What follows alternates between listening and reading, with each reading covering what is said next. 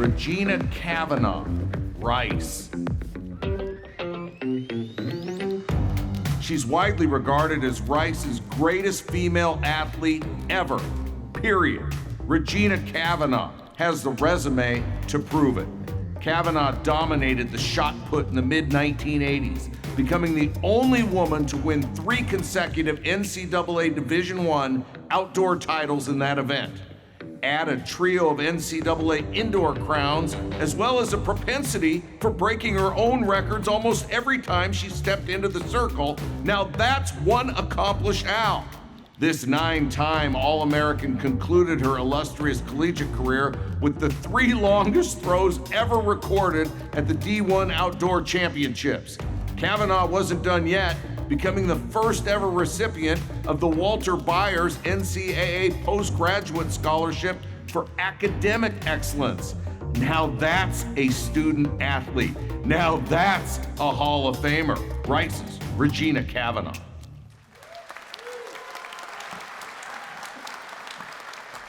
So we talked last night, and I was thinking this morning, if they had walk-up music like they do for a baseball player, if they had walk-up music for you in track and field, yours would have been Lean on Me or Family Affair, where you talked about 3 distinct families really helping pave the way for your success in this journey with Rice. Can you share what you shared about those 3 distinct families? Well, God gave me wonderful parents. My father was a football player and swimmer and went into the Army and had his education, eventually received his master's. 3 tours of Vietnam. He's at Arlington Cemetery now. What an honor.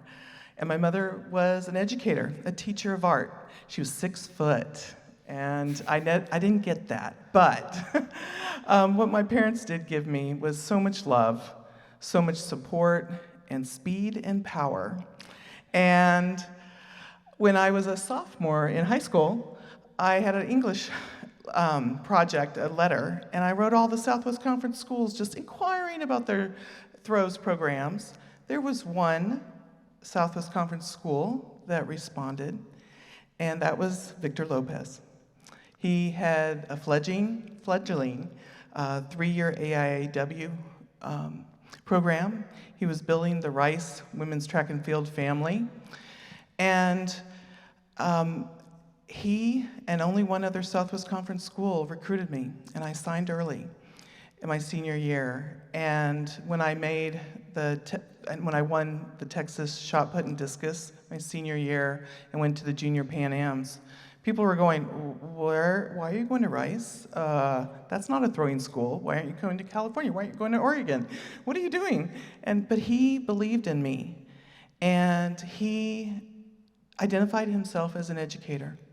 He's a coach of coaches, but more importantly, for us women who are in the Rice University Women's Track and Field program, he's a coach of life. He knew that we had to balance academics, our athletics, but he also knew there were other aspects, our mental, our emotional, relational, spiritual.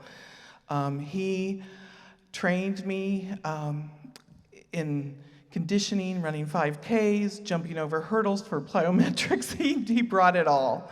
And there was times I would have labs for my human physiology major. I was a pre-med, and we would train on the weekends because I had to have a lab during the week. And Evelyn, I love you so much. Thank you for giving me Victor, who brought me to success that I never dreamed of. But more importantly, as important, Victor had extended family at the Rice community, and when there was no dinner at our dorms called colleges on Sundays, J. Fred Duckett and his wife Bodine and his daughter Petra adopted me. And I was his first of 50 students that they brought into their home over decades of time.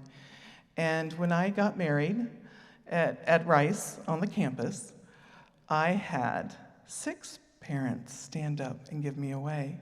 They were that special. And his 26 years of Rice, he passed that on to Jim Bevan. and who has been there for 36 years and has continued love, hard work, and excellence for all the women track and field athletes. And the excellence in academics and athletics has continued and just expanded the program so very much. That excellence in academics, Rhodes Scholar candidate, by the way. What do you do now? I am a child and adolescent psychiatrist. I was throwing on Main Street at Rice, went across the street to the University of Texas Medical School, stayed there for psychiatry residency and child and adolescent psychiatry fellowship. But I am all the way back around, an Army brat, taking care of Army dependents at Fort Cavazos. And it is such an honor that Rice launched me into the career I have today, and I am so very grateful to have my 3 children, James, Justin, and Maggie, here with me tonight, and it's an honor to just share this experience with them. Speaking of launching, do you remember the first time you launched a shot put? And did you feel like, wow, I'm into this? You got to remember, I wasn't really coached in high school. They'd pull out the manuals and they'd go, step here, step there. And so when I was throwing in the kind of higher 40s, and when I went to Rice and I had a coach and weightlifting and powerlifting and Olympic lifting and circuits that made me vomit, I threw 52 as a freshman, and people really wondered, Victor, what drug cocktail are you giving her? And this was the 80s, and it was happening. And I do want to just add, I got to see Jada Ross throw indoors today, and I have to tell you, I am so very proud of Michelle Carter, who won a gold for U.S. shot putting in 2016.